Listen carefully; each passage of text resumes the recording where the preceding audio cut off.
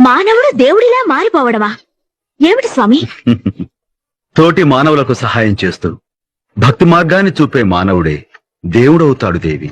అలాంటి మానవుడు ఎక్కడున్నాడు స్వామి? ఆ అసమాన మానవుడు అడుగో.